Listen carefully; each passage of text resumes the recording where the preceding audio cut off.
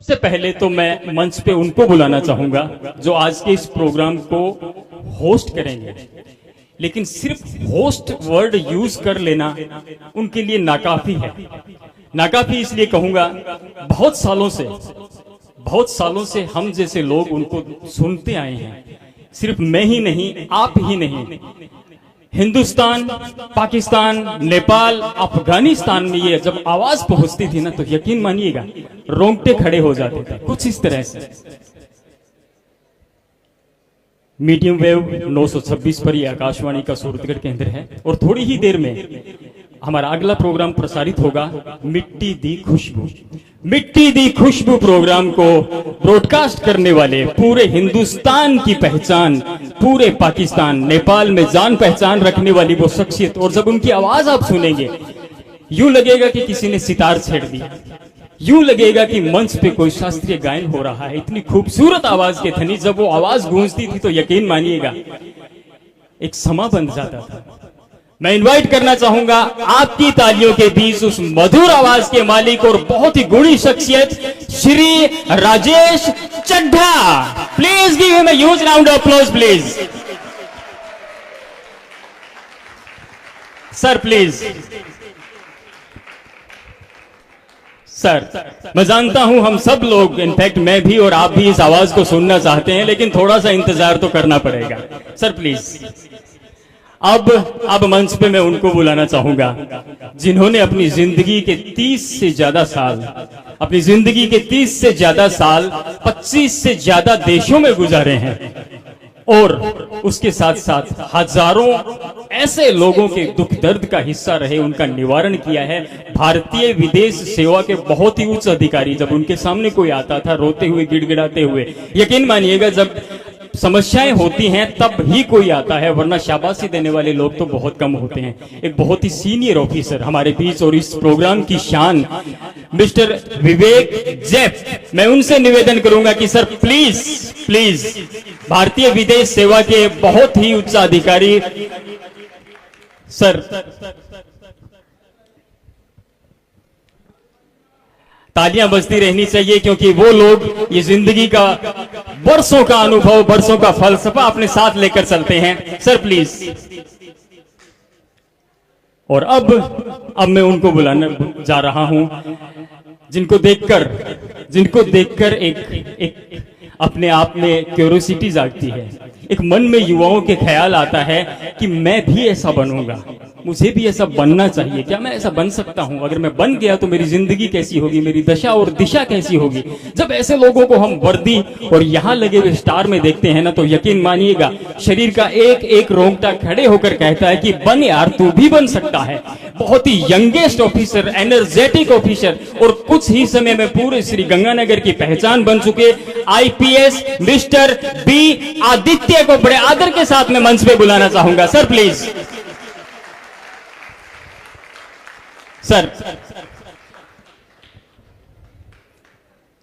Sir please.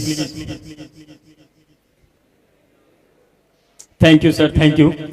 अब मैं मंच पे बुलाना चाहूंगा सबसे पहले SBT न्यूज के प्रधान संपादक श्री रवि जी चमड़िया से मैं गुजारिश करूंगा कि प्लीज वो मंच पे आए और मिस्टर विवेक जैप को माला पहनाकर उनका स्वागत, अभिनंदन करें। मैं रिक्वेस्ट करूंगा Shri Ravi ji Chamaria please.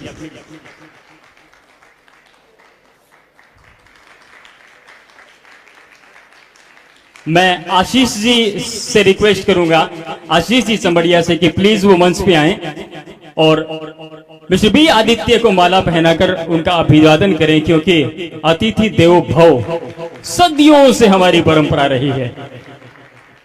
Thank you Ashish ji, thank you. मैं रवि जी से एक बार फिर गुजारिश करूंगा कि सर प्लीज थोड़ी देर के लिए आप आए और श्री राजेश जी चड्ढा को माला पहनाकर उनका अभिवादन करें, अभिनंदन करें।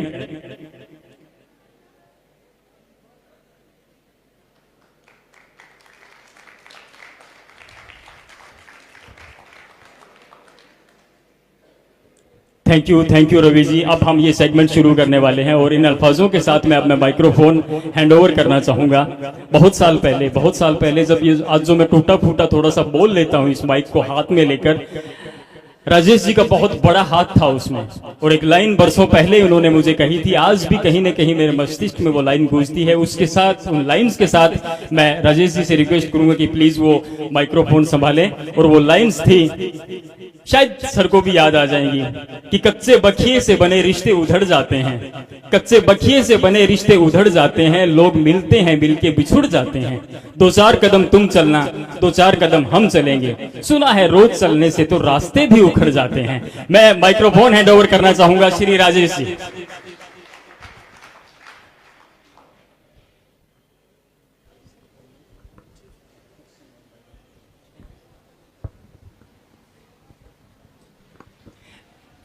हेलो,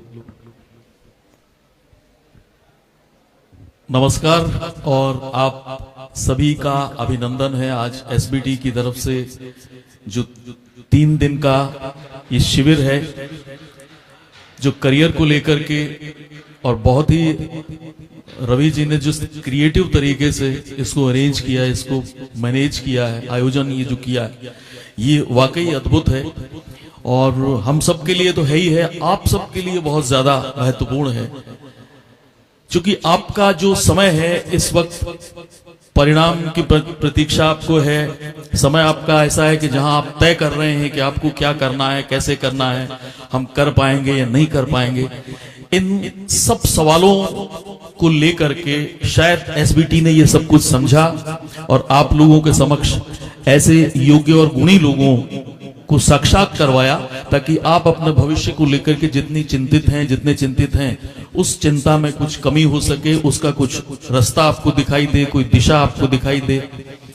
और इसी क्रम में आज तीसरा दिन है, अंतिम दिन है, और जैसा अभी हमें बताया गया है कि श्री विवेक जी यहाँ जो भारतीय विदेश सेवा से सेवानिवृत्त हैं, आईएफएस, वो हमारे बीच में हैं, और बी आदित्य जी जो आईपीएस हैं वो हमारे बीच में हैं।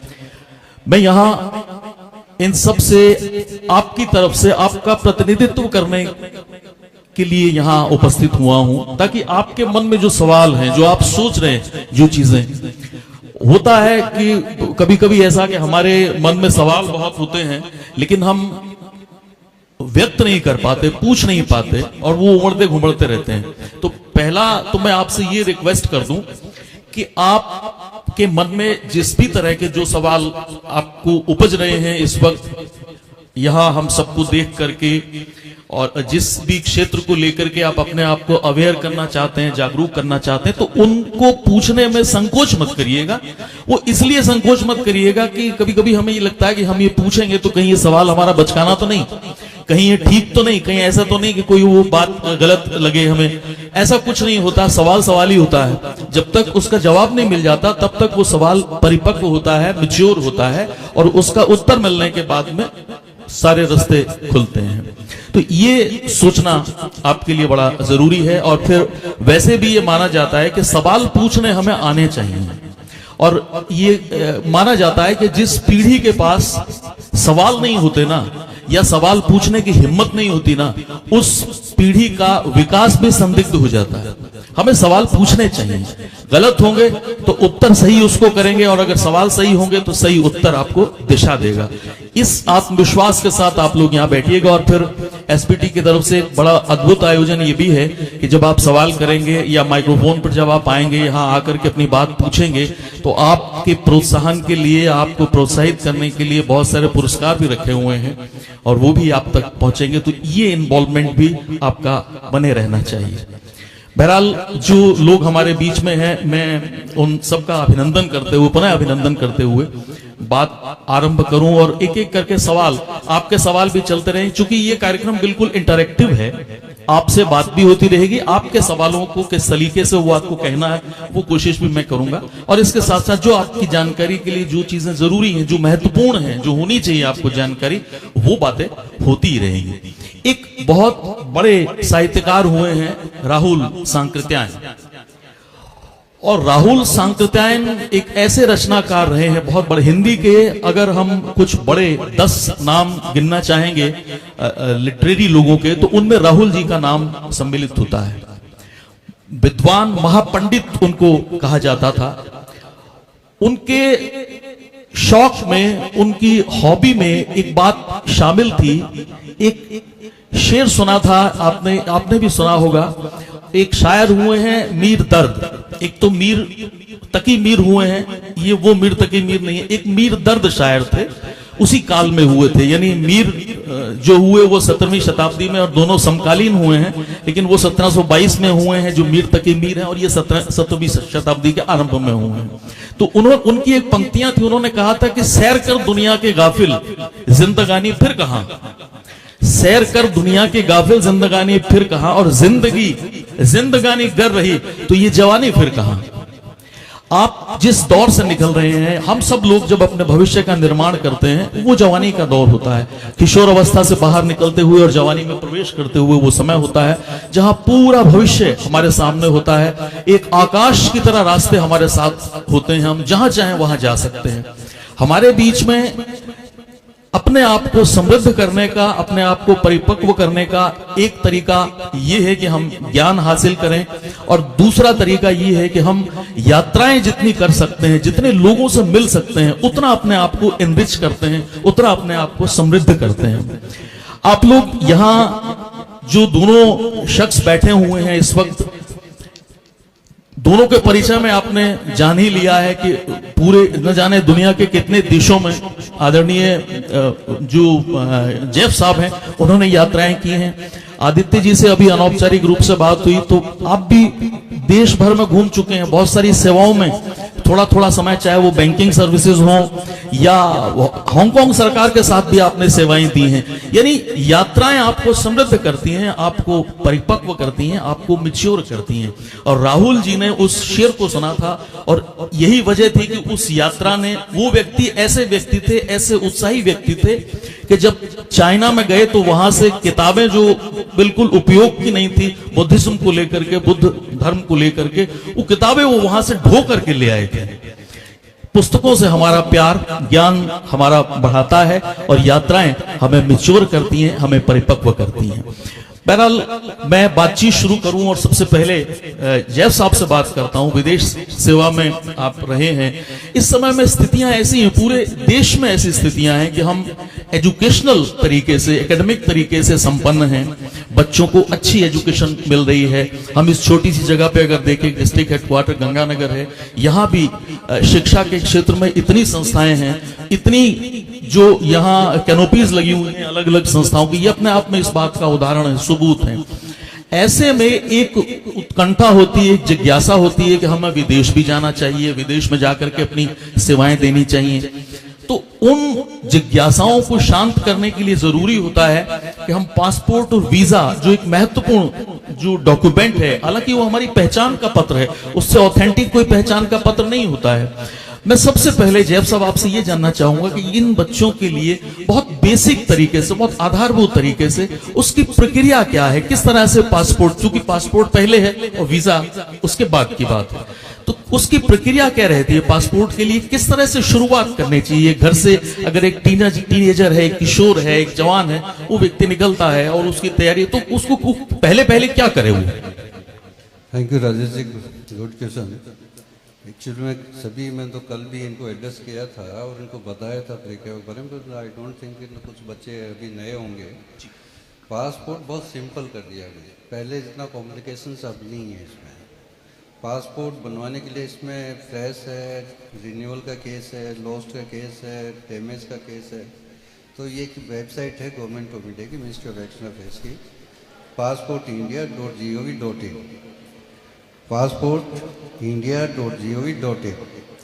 इस वेबसाइट पर जब जाएंगे, वेबसाइट ओपन होगी, आप अपना सेलेक्ट कीजिए कौन से कैटेगरी में आप अप्लाई करने की बात कर रहे हैं। फ्रेश पासपोर्ट है तो फ्रेश ऑप्शन लीजिए, सेकंड उसका रिन्यूअल केस है, जो भी कैटेगरी में जो अप्लाई करना चाहते हैं तो उसका सेलेक्ट कीजिए। सेलेक्ट करते ही उसका फॉर्म ओपन होगा। फॉर्म को आप बेसिक जो इंफॉर्मेशन है, जिसमें नेम है, डेट ऑफ बर्थ है, एड्रेस है, यानी करंट एड्रेस है, प्रीवियस एड्रेस कोई है तो वो है, कोई केस आपके पेंडिंग तो नहीं, ये सारी चीज़ें उसमें जो पूछा वो फिलअप करिए। और उसके बाद में उसमें लॉगिन कीजिए अपना खुद का पर्सनल ईमेल आईडी से, जो अपना खुद का पासवर्ड जो सीक्रेट होना चाहिए। जनरली जो गलती करते हैं बच्चे, वो ये एजेंटों के थ्रू पासपोर्ट अप्लाई करवाते हैं और वो अपना लॉगिन खुद करके वो पूरा फॉर्म उनका उसमें भरता है, तो जो भी कम्युनिकेशन उससे संबंधित होते हैं वो उनके पास इंफॉर्मेशन जाती है जो मिसलीड करता है एप्लीकेंट को। तो उसका कॉपी करके उसमें पेस्ट करके और उसको सबमिट जब करेंगे पूरा एप्लीकेशन फॉर्म भर के, तो एक ऑप्शन आएगा पेमेंट का ऑप्शन। पेमेंट ऑनलाइन आप सबमिट कीजिए। जो नॉर्मल कैटेगरी के लिए अप्लाई करते हैं तो 1500 रुपये है, और यदि तत्काल में है तो 2000 एक्स्ट्रा पेमेंट है, जो 3 दिन के लिए सर्विस आपके पास अवेलेबल होती है। और सब उसका जैसे ही पेमेंट ऑप्शन आप कंप्लीट करते हैं तो आता है शेड्यूल। अपना शेड्यूल करने 5 डेज वर्किंग डेज में कोई भी जो आपको बेस्ट सूटेबल डे हो, जिस दिन आप अवेलेबल हों बायोमेट्रिक और फोटोग्राफ्स के लिए, तो वहाँ जाइए। PSK POPSK, अब यहाँ भी गंगानगर में POPSK है, वहाँ जाके और अपना बायोमेट्रिक और फोटोग्राफ्स वहाँ करवाइए। और गारंटी के लिए पेपर इन ऑर्डर हैं, ये चेक कर लेना चाहिए सबसे पहले कि मेरे जो पेपर हैं वो सारे एक जैसे हैं, उसमें स्पेलिंग वगैरह, डेट ऑफ बर्थ वगैरह, नाम की स्पेलिंग में जो गलती हो, एड्रेस में कोई प्रॉब्लम हो, वो सारा अपडेट जो डॉक्यूमेंट्स आप अपलोड करवा रहे हैं उसमें, यानी लेके जा रहे हैं, जो स्कैन होते हैं उसमें आजकल पूरी प्रक्रिया ऑनलाइन है। तो ये सारी चीज़ें देख कर आप उसमें बायोमेट्रिक फोटोग्राफ कराएंगे तो विद इन 3 डेज, यदि तत्काल में है तो विद इन 3 डेज आपके पास पासपोर्ट बन के आ जाएगा। और यदि नॉर्मल कैटेगरी तो पुलिस वेरिफिकेशन, प्री वेरिफिकेशन जो होता है मोड, उस पर होता है। तो जैसे ही पुलिस की वेरिफिकेशन अपलोड होगी, पासपोर्ट प्रिंट होकर आपके घर पहुंच जाएगा। बहुत ही महत्वपूर्ण बात बताइए। अच्छा, आप ये सारी जानकारी जो मोटे तौर पर बेसिक इंफॉर्मेशंस हैं जो आप तक पहुंची हैं, इनके बीच में भी अगर आपको कहीं लगता है कि कुछ सवाल आपका रह गया तो आप पूछ सकते हैं बिना किसी भूमिका के। अच्छा, एक महत्वपूर्ण बात मैं आपसे शेयर करूं कि जैफ साहब जब पासपोर्ट अधिकारी राजस्थान के रहे हैं, उससे पहले अगर आप में से बहुत सारे जो यहाँ प्रतिभागी हैं वो जानते होंगे कि राजस्थान में यहाँ हमारे लिए कम से कम सीकर या बीकानेर ऐसा ही 2 स्थान हुआ करते थे जहां हमें जाना पड़ता था। और इन्हीं के कार्यकाल में जब आप पासपोर्ट अधिकारी थे, उस समय में राजस्थान के अंदर डिस्ट्रिक्ट हेडक्वार्टर पर यह सुविधा उपलब्ध हुई है। बहुत बड़ी उपलब्धि थी ये, निश्चित रूप से बहुत बड़ी बात थी, हम लोगों के लिए बहुत सुगम हुआ ये सारा कुछ। एक बात जो साथ के साथ जुड़ी रहती है जब साहब, वो कि डॉक्यूमेंट्स किस तरह के कौन कौन से होने चाहिए जब वो व्यक्ति पासपोर्ट के लिए अपनी तैयारी, क्या डॉक्यूमेंट्स हैं जो ऑथेंटिक होते हैं और जिनके बाद में कम से कम ये नहीं लगता कि उसको पुनः लौट करके वापस आना पड़ेगा? एक्चुअली राजेश, जो मैंने देखा है जनरली जो प्रॉब्लम होती है, एक तो बच्चा यदि मैट्रिक कर चुका और मैट्रिक में पेरेंट्स ये नहीं समझते, जब उसका बर्थ होता है, बर्थ सर्टिफिकेट में डेट ऑफ बर्थ कुछ होती है, एक्चुअल होती है एक्चुअल वो, लेकिन जब स्कूल में जाते हैं तो 1 साल 2 साल कम करवा के लिखवा देते हैं। और वो बच्चा तो कोई बच्चा होता है, उनको तो पता नहीं होता पेरेंट्स की गलती की होती है। और जब वो 10th कर लेते हैं, जब पासपोर्ट के लिए जाते हैं, वहाँ पहुँचते हैं तो जनरली गवर्नमेंट ये कहती है भाई एक बच्चे की 2 डेट ऑफ बर्थ नहीं हो सकती। अब 10th में जब आपकी एंट्री हो गई डेट ऑफ बर्थ की, वो कभी चेंज नहीं होती। लेकिन अब आता है आपका बर्थ सर्टिफिकेट। अब बर्थ सर्टिफिकेट का आजकल जो हॉस्पिटल में डिलीवरी वगैरह, तो वो डॉक्यूमेंट्स उनके पास चले जाते हैं, म्यूनिसिपल कॉर्पोरेशन वगैरह जो रजिस्ट्रार एंड डेथ का जो सर्टिफिकेशन का जो अथॉरिटी होता है जिनके पास, वो कुछ होते हैं जो बैलेंस करके अमेंड करवा लेते हैं, और कुछ होते हैं जो बड़ा एडामेंट होते हैं कि हम नहीं कर सकते क्योंकि हमारे पास डॉक्यूमेंट्स हैं, ये सब रिकॉर्ड पे हम गलत कर नहीं सकते। तो ऐसे केसेस में बहुत ही ज़्यादा डिफिकल्ट हो गया। तो गवर्नमेंट ने फिर क्या करते थे, वो लोग उसका पहले वाले बर्थ सर्टिफिकेट को कैंसिल करवाते थे, फिर नया बर्थ सर्टिफिकेट इश्यू करवाते थे, उसके बाद में उनको चक्कर लगानी पड़ते थे। तो अब गवर्नमेंट ने मैंडेटरी कर दिया है 1 अक्टूबर 2023 के बाद में कोई भी बच्चा जो पैदा हुआ है और उसका पासपोर्ट यदि आपको बनवाना है तो बर्थ सर्टिफिकेट को, उसका बर्थ का जो सर्टिफिकेट है वो मैंडेटरी है। तो ये तो है डॉक्यूमेंट्स का जो बर्थ सर्टिफिकेट जो प्रॉब्लम्स होती है। अब रही बहुत छोटी छोटी प्रॉब्लम्स, जिसमें एक आधार कार्ड मैंडेटरी कर दिया है। आधार कार्ड इसलिए कि आपकी डेट ऑफ बर्थ और एड्रेस का सबसे ऑथेंटिक जो डॉक्यूमेंट जो मानते हैं वो आधार कार्ड को मानते हैं। Voter ID card, driving license तो अडल्ट के लिए, माइनर्स के लिए नहीं होता, लेकिन आधार कार्ड है, पैन कार्ड है, बर्थ सर्टिफिकेट है, स्कूल की आईडी है, तो ये सारे डॉक्यूमेंट्स आप लेके जाते हैं आप यदि तत्काल में एप्लीकेशन डालनी है तो 2 डॉक्यूमेंट्स आपके पास होने ही चाहिए, कोई भी 2 डॉक्यूमेंट, जिसमें आधार कार्ड, पैन कार्ड या स्कूल का आईडी, ये आपके पास हैं तो आपका वो एप्लीकेशन प्रोसेस हो जाएगा। और अडल्ट के लिए 3 डॉक्यूमेंट्स, कोई भी 3 डॉक्यूमेंट्स वो लेके जाता है तो वो तत्काल में एप्लीकेशन। और बाकी तो नॉर्मल कैटेगरी में तो आपका आधार कार्ड हो गया, पासपोर्ट यदि ऑलरेडी है तो उसका भी वो रिन्यूअल केस है तो उसका उसमें मिसमैच नहीं होनी चाहिए इन्फॉर्मेशन। चेंज यदि एड्रेस चेंज है या कोई और उसमें आपको चेंजेस हैं तो वो सपोर्टिंग डॉक्यूमेंट्स आपको साथ में लेके जाना पड़ेगा, जिससे बताएं प्रूफ होगा कि वास्तव में आपका पहले ये था, अब एड्रेस ये चेंज हो गया तो आधार कार्ड को अपडेट करवाना पड़ेगा। तो ये सारे बेसिक डॉक्यूमेंट्स हैं जो इस पासपोर्ट प्रक्रिया को आसान बनाते हैं। एक बहुत महत्वपूर्ण बात होती है, जब भी हम पासपोर्ट वीजा के लिए अप्लाई करते हैं या पासपोर्ट के लिए जब विचार करते हैं, वहां एक जब साहब कुछ एक निश्चित राशि होती है जो आपके अकाउंट में होनी चाहिए या ऐसी कोई व्यवस्था रहती है, वो क्या प्रक्रिया है? पासपोर्ट के लिए तो मिनिमम जो फीस है उसकी 1500 रुपये है नॉर्मल कैटेगरी के लिए। वीजा तो वेरी करता है कंट्री टू कंट्री, यानी आप अमेरिका के लिए जा रहे हैं तो वो पहले 7000 था, कुछ बढ़ा दिया उनका। अमेरिका के अलावा यूके है, ऑस्ट्रेलिया है, कनाडा है, 187 कंट्रीज जहाँ अपनी इंडियन एम्बेसीज हैं। लेकिन कंट्री तो और भी बहुत छोटे हैं जहाँ अपने डिप्लोमेटिक रिलेशन नहीं है, जहाँ एम्बेसीज अभी ओपन नहीं हुई। तो इसमें तो ये तो वेरी करता है उनके वो वेबसाइट से। अपन जब कहीं वीज़ा के लिए अप्लीकेशन डालेंगे तो उनकी वेबसाइट यदि अवेलेबल है तो उसमें अपन चेक करेंगे और उसकी वीज़ा फीस कितनी है वो ऑनलाइन सबमिट करनी पड़ेगी। और वो भी एक्चुअली जो एक्यूरेट इन्फॉर्मेशन, एक्यूरेसी डॉक्यूमेंट्स, उसमें एप्लीकेशन फॉर्म में जनरली लोग जो मेरे पास जितने केसेज आए हैं तो मैं ये देखता हूँ कि एप्लीकेशन भरते समय किसी एजेंट के थ्रू एप्लीकेशन भरवाते हैं वो लोग, और उनका जब इंटरव्यू कॉल होता है जैसे अमेरिका, यूके, कनाडा, ऑस्ट्रेलिया, ये उनका इंटरव्यू का एक डेट दे देते हैं उनको बुला के, उन्हीं की जो इन्फॉर्मेशन एप्लीकेशन फॉर्म होता है उसी में से 10-15 क्वेश्चन एक तैयार करते हैं जो इंटरव्यू उनसे पूछते हैं। अब उस इन्फॉर्मेशन जो उन्होंने एप्लीकेशन फॉर्म में दी है वो इंटरव्यू में कुछ और बता देते हैं तो वो डाउटफुल केस में आ जाता है और उनका वीज़ा रिजेक्ट कर देते हैं। फिर चक्कर लगाना शुरू करते हैं, सब हमसे गलती हो गई। नहीं, गलती नहीं, ये जानबूझ के की गलती होती है, जिसका फिर अमेरिकन वाले तो एक्चुअली बहुत एडमेंट होते हैं, वो अमेरिकन डिप्लोमेट्स होते हैं, वो बहुत ही एडमेंट है। एक बार रिजेक्शन में डाल दिया फिर 3 साल तक उसको रिकंसिडर नहीं करते जब तक कि कोई अप्रोच या कोई किसी से ऊपर से कोई मिनिस्ट्री से कोई कंसर्न ऑफिसर जो उनको डील कर रहा है वो, लेकिन सबके लिए वो पॉसिबल नहीं है। वो कुछ लिमिटेड लोग होते हैं जो वहाँ तक पहुँच जाते हैं और वो एप्लीकेशन उनकी सबमिट होकर वीज़ा ग्रांट हो जाता है। तो ये फीस का तो वेरी करता है कंट्री टू कंट्री। वीजा के साथ में एक स्टडी वीजा और वो अलग अलग कैटेगरीज जो रहती हैं उनके बारे में थोड़ा सा।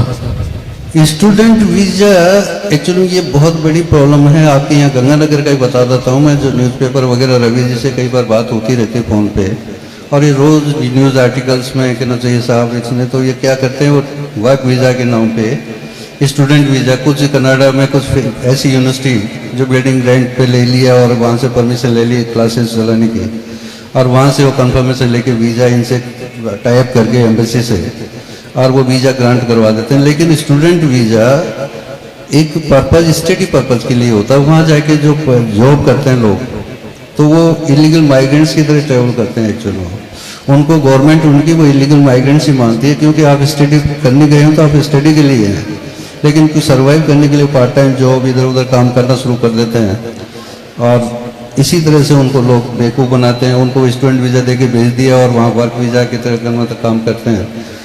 टूरिस्ट वीज़ा, कुछ लोगों को ये वर्क वीज़ा की बात करके, जॉब ऑफर की बात करके और टूरिस्ट वीज़ा पे ट्रैवल करा देते हैं। तो ये जितने भी अभी आपने सुना होगा कि ट्रम्प सरकार में कम से कम 1700-1800 लोगों को डिपोर्ट किया, वो सिर्फ इस वजह से कि क्योंकि वो लीगल डॉक्यूमेंट्स के साथ गए ही नहीं। जो एक प्रॉपर वे, आप पर्पज़ ऑफ विजिट आपका कुछ डिफर कर रहा है, आप कह रहे हैं कि मैं टूरिस्ट वीज़ा पे आया हूँ, टूरिस्ट वीज़ा का स्टेटस कभी चेंज नहीं होता है। आप टूरिस्ट एज ए टूरिस्ट गए हैं तो टूरिस्ट की तरह ही वहाँ रहेंगे, और जितना दिन का ड्यूरेशन है आपका उतने दिन के ज़्यादा आप रह नहीं सकते। Student visa, visit visa, business visa, तो पर्पज़ ऑफ विजिट आपको इंडिकेट करना होगा और वो बहुत ज़रूरी भी है। और इसके अलावा आप किसी और एक्टिविटीज़ में इन्वॉल्व पाए गए तो ये पुलिस वहाँ की जो लोकल जो एडमिनिस्ट्रेशन है ये उस पर पूरी तरह से डिपेंड करता है कि वो उसको कैसे ट्रीट करे। जो लॉ ऑफ लैंड है उस पर क्या पनिशमेंट है, वो डेफिनेटली वो उसके लिए डिजर्व करते हैं कि उनको उसी तरह से वो पनिश भी करते हैं। कई बार अरेस्ट करके डिपोर्ट कर देते हैं। अब सऊदी जो गल्फ कंट्री हैं उनमें यदि आप कहीं इस तरह से मिल गए तो आपको जेल में डाल देते हैं, और जेल में भी इस तरह से कि मैंने खुद भी विजिट किया जेल को, तो ऐसी गंदी हालत में होते हैं वो कि उनके पास आप खड़े नहीं हो सकते। स्मेल इतनी गंदी कि एक जो अपनी भेड़ बकरियों की तरह, जिसमें पाकिस्तानी भी होते हैं, बांग्लादेशी भी होते हैं, इनके अलग सेल पे नहीं हो सकती, तो उनकी लाइफ बहुत ज़्यादा डिफिकल्ट होती है। अब यहाँ से तो लोग उनको भेज देते हैं और वहाँ जाके वो जिस तरह से परेशानी उनको भुगतनी पड़ती है वो उनके घर वालों को बाद में पता लगता है, फिर वो चक्कर लगाते रहते हैं क्या करें क्या ना करें।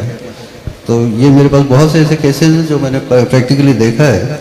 तो मैं हमेशा ये सजेस्ट करता हूँ कि जाओ तो एक प्रॉपर चैनल के थ्रू जाओ, बाकी अवॉइड करो।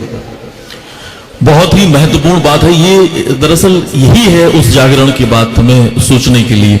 आपके मन में अगर कहीं बेटा आपके मन में भी अगर कोई ऐसे सवाल है तो आप पूछिए, निसंकोच पूछिए। आप जो भी जानकारी लेना चाहते हैं, हो सकता है कोई सवाल यहां से रह जाए आपके मन में ज्यादा हो, क्योंकि आप उस दिशा में बहुत मैच्योर तरीके से सोच रहे हैं। आप अगर चाहें बिल्कुल, मैंने पहले ही आपसे कहा कि सवाल पूछने चाहिए हमें। उस पीढ़ी का विकास ही संभव नहीं है अगर सवाल खत्म हो जाते हैं। जीवन में जिज्ञासाएं निकल जाएं तो जीवन कितना नीरस हो जाता है, आप खुद अंदाजा लगाएं। आपको रोज सुबह ये पता हो कि आज का दिन कैसे बीतेगा तो दिन कितना बोर होगा, आप अंदाजा लगाएं।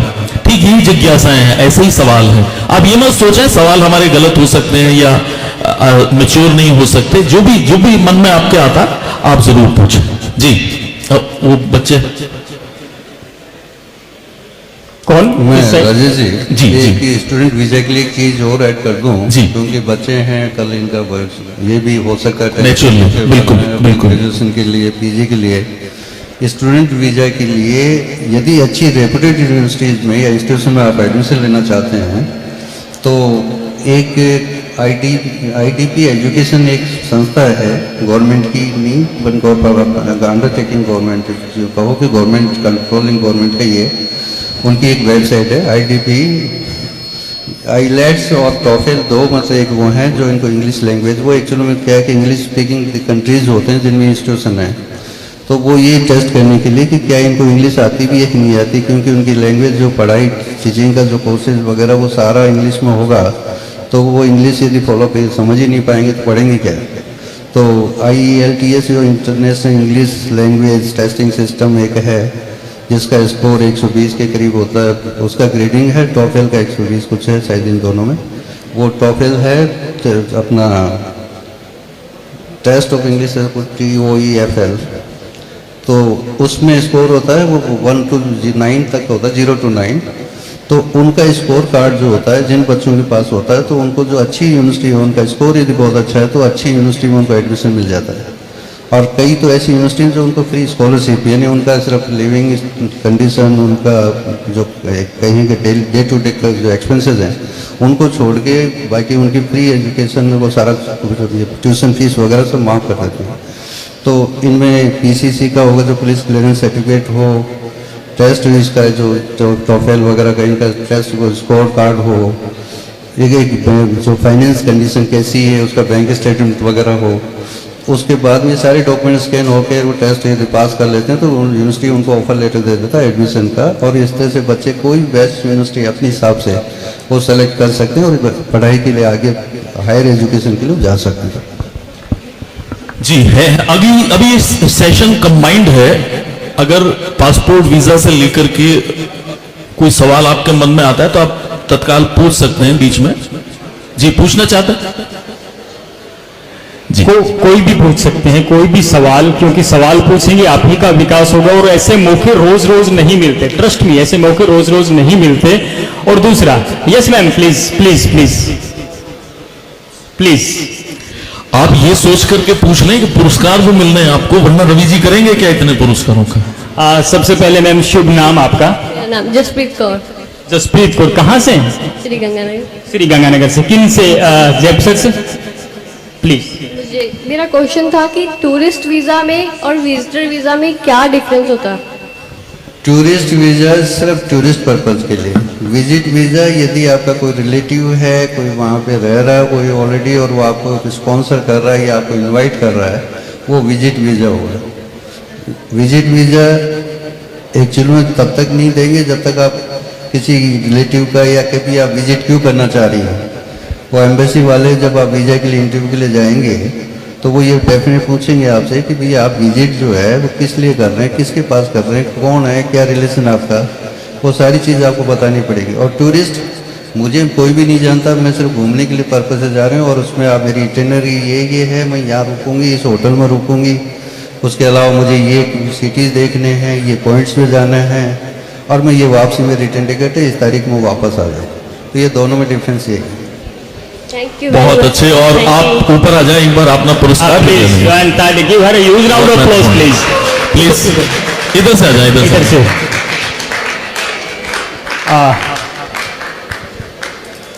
मैं जैब सर से ही चाहूंगा कि प्लीज सर। आओ बेटा, इधर आओ।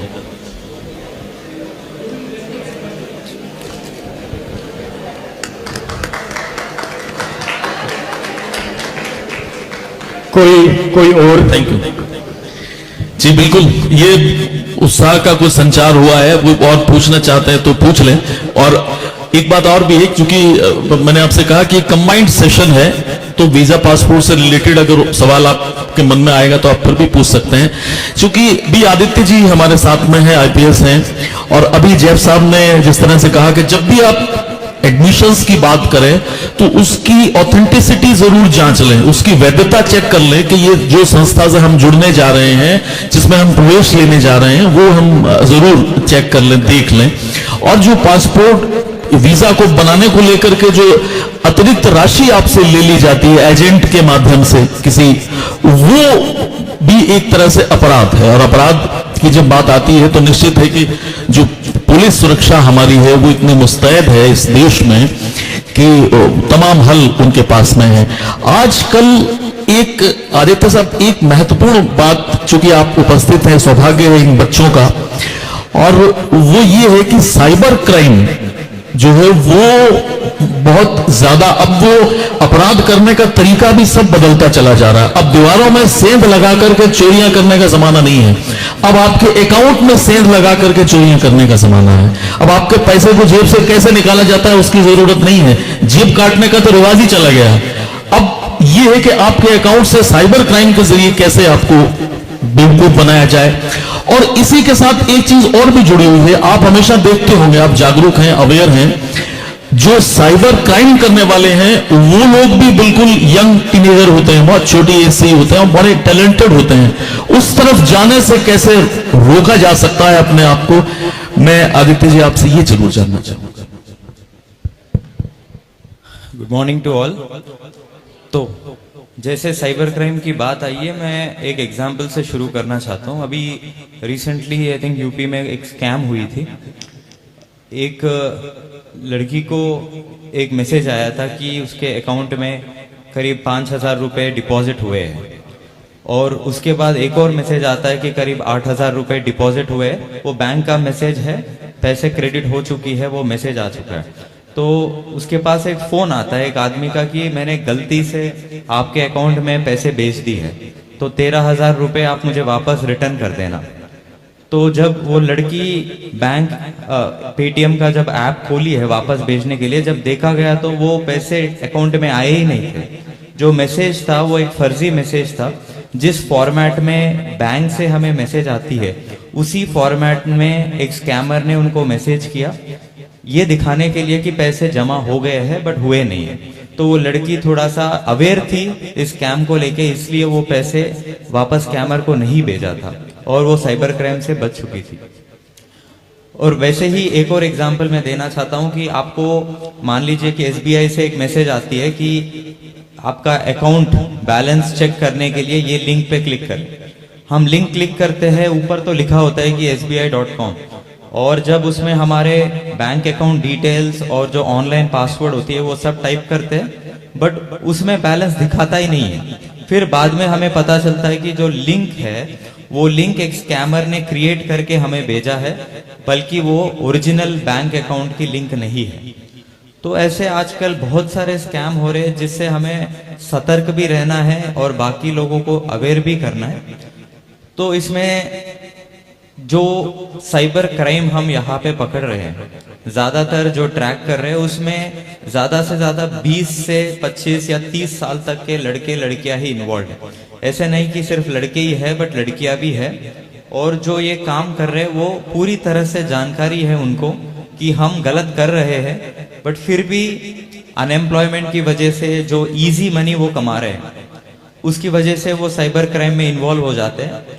और साइबर क्राइम का एक यूनिक फीचर ये है कि आप घर बैठे बैठे क्राइम कर सकते हो और पुलिस आप तक पहुंचना थोड़ा सा मुश्किल, थोड़ा टाइम लग सकता है, बट पुलिस तो आखिर में पहुंच ही जाती है। बट उस डर में जीते जीते आपका लाइफ ऐसा हो जाता है कि आप आगे एक बार पुलिस पकड़ लिए तो आपका जिंदगी खराब हो जाती है।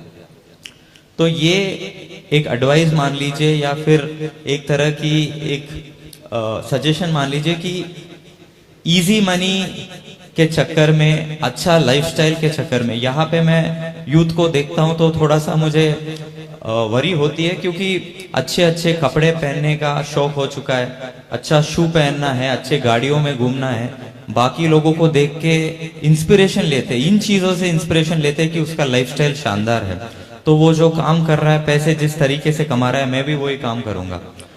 बट जो आपका इंस्पिरेशन होता है वो जेल जाता है, उसके बाद तो फिर वो उसको बाहर आने में भी दिक्कत हो जाती है। तो ये आपका उम्र ऐसा है कि या तो you can make your life और ब्रेक योर लाइफ। तो बहुत सोच समझ के आपको कदम उठाना चाहिए। जो आप कर रहे, आपके पेरेंट्स से, आपके रिलेटिव्स से डिस्कस करिए कि जो मैं करियर बनाना चाह रहा हूँ या चाह रही हूँ ये सही है या गलत है, वो सोच के आप कदम उठाएं। बिल्कुल, ये हुई वो उम्र है कि आप अपना जीवन बना भी सकते हैं और बिगाड़ भी सकते हैं। बनाने के लिए जब प्रयास किए जाते हैं तो वो बड़े मशक्कत वाले होते हैं। रवि जी ने जो ये प्रयास किए हैं आपके भविष्य को बनाने को लेकर के, उसके लिए बहुत परिश्रम लगा। 3 दिन से न जाने कितने लोगों के साथ जुड़ करके एक सूत्र में बांध करके ये आयोजन किया गया, और बिगाड़ने के लिए कुछ भी नहीं, जैसा अभी आदित्य जी ने कहा है। साइबर क्राइम को लेकर के आपके मन में अगर सवाल है कोई तो ठीक है, अगर नहीं है तो ऐसा अगर है कि आपके साथ भी कभी ऐसी कोई घटना हुई हो, आपके पास कोई ऐसा SMS आया हो, एक दिन सुबह आपकी आंख खुली हो और आपकी लिखा हो कि 20,000 क्रेडिटेड इन योर अकाउंट, ऐसा करके, और बड़ी खुशी हुई हो, या फिर आपने देखा ऐसी कोई घटना अगर आपके साथ में हुई है, आप पढ़े लिखे लोग हैं जी, आइए प्लीज प्लीज।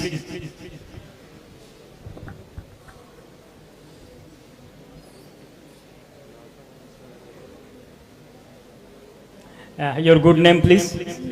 मंजू। क्या सवाल है मंजू जी आपकी? माइक। अभी गुड मॉर्निंग सर। 2 महीने हो गए लगभग, मेरे पास एक मैसेज आया था, तो उसमें ऐसे ही दिखा रहा था कि SBI की तरफ से जैसे पैसे आते हैं क्रेडिट होते हैं, तो 1200 रुपये का था। फिर थोड़ी देर बाद उसका कॉल आया मेरे पास कि मैंने गलती से आपके अकाउंट में पैसे ट्रांसफ़र कर दिया है, मेरे को भेज दो। तो मैंने फ़ोन पे में चेक किया था तो मेरे अकाउंट में 400 रुपये थे खुद के। तो मैंने बोला नहीं मेरे पास तो नहीं आई। फिर उसने मेरे को ऐसे बोला कि आई अभी चेक करो, दोबारा से वही मैसेज, सेम डिट्टो मैसेज दोबारा से, उसने स्क्रीनशॉट भी भेज दिया व्हाट्सएप पे मेरे को। फिर उसने ना मेरे को बोला कि अभी के भी पैसे भेजो वरना मैं ये कर दूंगा वो कर दूंगा। मैंने बोला मेरे पास पैसे आए ही नहीं है, मैसेज जरूर था पर अकाउंट में पैसे नहीं थे मेरे पास उसके आए हुए। तो फिर मैंने उसको बोला कि मैं SBI बैंक में हूँ, आ जाओ वहीं से स्टेटमेंट चेक करवा ले, चाहे मेरे पास पैसे आए ही नहीं। यही था। बहुत अच्छे जी जी। पहले आपको पुरस्कार दे दें, फिर उसके बाद में इसी पर और बात करते हैं। उधर से आइए आप। और देखिए बड़ा जिगर चाहिए होता है, बड़ा जिगर चाहिए होता है ये माइक हाथ में, और वो भी एक बच्ची। तालियां जरूर होनी चाहिए। आइए।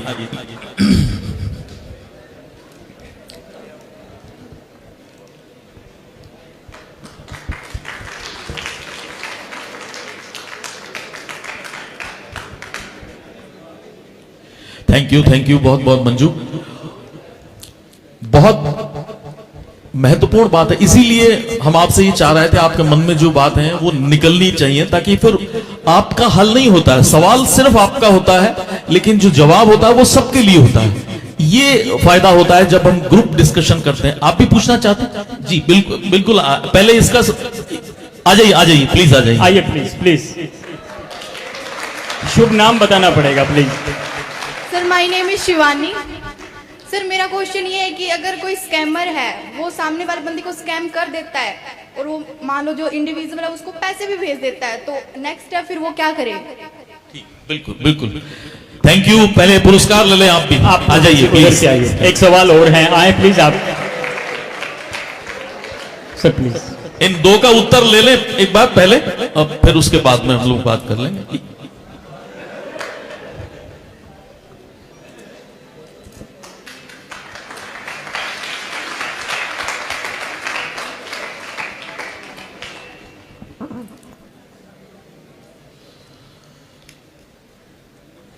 बहुत ही महत्वपूर्ण बात अभी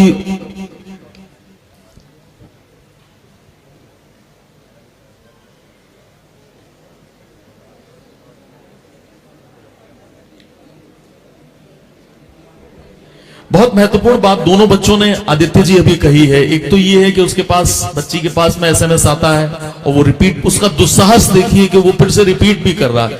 लेकिन वो ये है कि वो अगर बच्ची पढ़ी लिखी है तो उसने कहा कि एसबीआई आइए और हम आपको स्टेटमेंट देंगे, उन्होंने पहले अपना अकाउंट, अगर उसने ये सारा कुछ, ये तो महत्वपूर्ण बात है कि हमें इतना जागरूक तो होना ही चाहिए, इस तरह के सवाल उनसे करने ही चाहिए।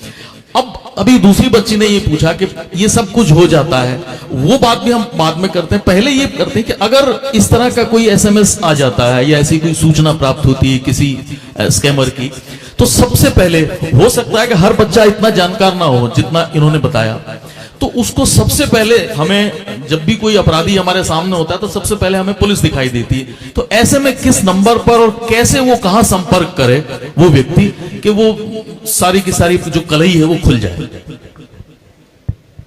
जी, सबसे पहले तो मैं मंजू जी को तारीफ करना चाहता हूं कि ये स्कैम के शिकार नहीं हुए, क्योंकि वो सतर्क थे इस मैटर को लेके। और जैसे शिवानी जी ने पूछा था कि अगर साइबर क्राइम हो ही जाती है तो गवर्नमेंट का एक पोर्टल है, 1930 हेल्पलाइन नंबर है, और साइबर क्राइम रिपोर्टिंग पोर्टल है, एनसीआरपी। तो इस पे आप तुरंत जाके आपका जो कंप्लेंट है वहां पे दर्ज कर सकते हैं। और ये एक सेंट्रलाइज्ड प्लेटफॉर्म है जहां पे आप वहां पे डिटेल्स देते हो, आप किस सिटी से हो, तो आपका कंप्लेंट ऑटोमेटिकली पोर्टल के थ्रू रिस्पेक्टिव पुलिस स्टेशन में चले जाती है, और वहां पे मैटर के हिसाब से वो आपको फोन करके आपसे संपर्क करेंगे। और जैसे साइबर क्राइम के पुलिस स्टेशंस भी हर डिस्ट्रिक्ट में ऑलरेडी बने हुए हैं, तो आपके मैटर को लेके टेक्निकल जो एक्सपर्टीज है वो यूज करके जितना जल्दी हो सके वो आपका जो पैसे ऑलरेडी ट्रांसफर हो चुकी है उसको फ्रीज करने की पूरी कोशिश करते हैं। क्योंकि एक चीज आपको समझना है कि अगर मेरे से साइबर क्राइम होती है, मान लीजिए कि 1 लाख रुपए गए, तो जो स्कैमर है वो एक अकाउंट में 1 लाख रुपए ट्रांसफर करता है और 2 मिनट के अंदर वो 1 लाख रुपए 20-20 हजार में 5 अलग अलग अकाउंट को आगे ट्रांसफर हो जाती है, और वो 20,000 फिर 5-5 हजार में और तीसरी लेयर में ट्रांसफर हो जाती है। तो इतना जल्दी हो जाता है कि आप अगर तुरंत उसको रिपोर्ट नहीं करेंगे तो पैसे स्कैमर तक पहुंच गया होगा, और वो विड्रॉल भी इतनी तेजी से हो जाती है। एक बार कैश विड्रॉ हो जाती है अकाउंट से तो उसमें थोड़ा सा दिक्कत हो जाती है। तो एक सजेशन यही है कि अगर आपको पता चलता है कि आपके साथ स्कैम हुई है, वो तुरंत एनसीआरपी पोर्टल 1930 पे उसको रिपोर्ट करें। बहुत महत्वपूर्ण जानकारी है।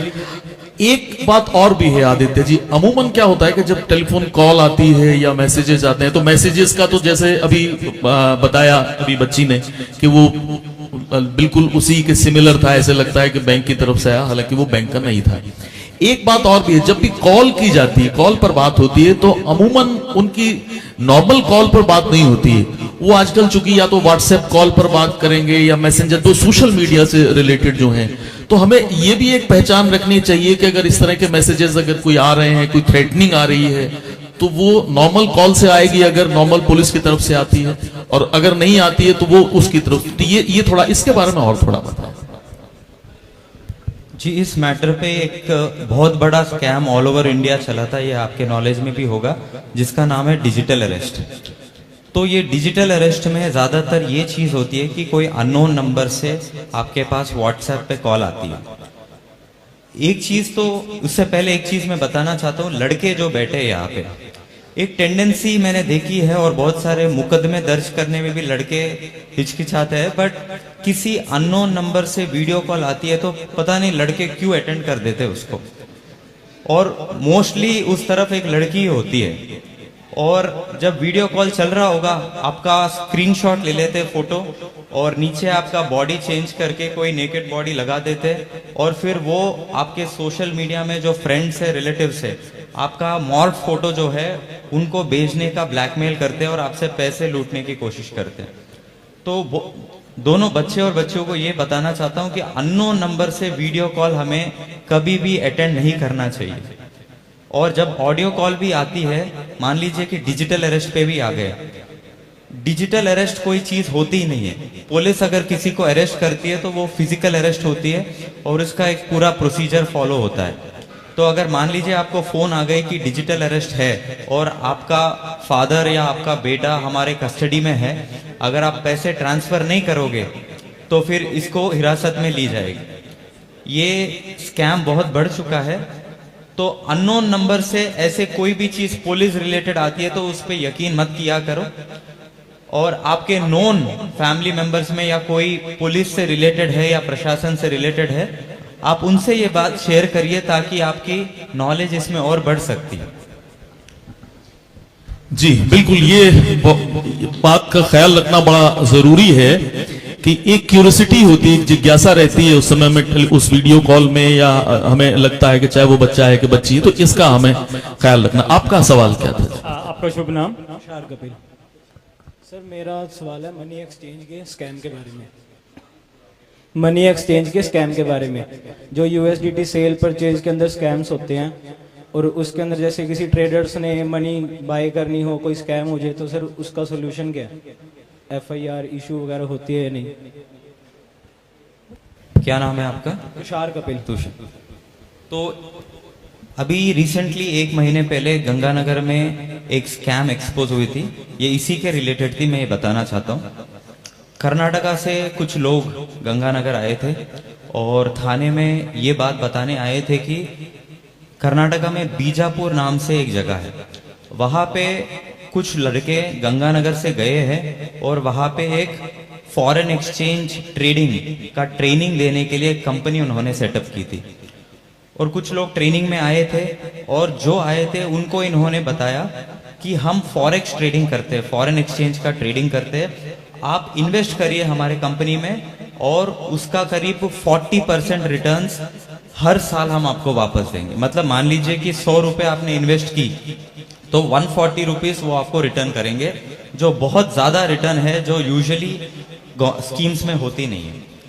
तो इन लोगों ने खूब इन्वेस्ट किया, सिर्फ बीजापुर से 200 करोड़ रुपए इस कंपनी में इन लोगों ने इन्वेस्ट की है, अलग अलग लोगों को लाके इन्वेस्ट करवाया। और जैसे ही कंपनी चली, 6 महीने 1 साल के बाद इन्होंने कंपनी बंद करके वहां से बेस निकाल दिया और दुबई भाग गए। अभी ये लोग यहाँ पे कंप्लेंट दर्ज करने आए हैं।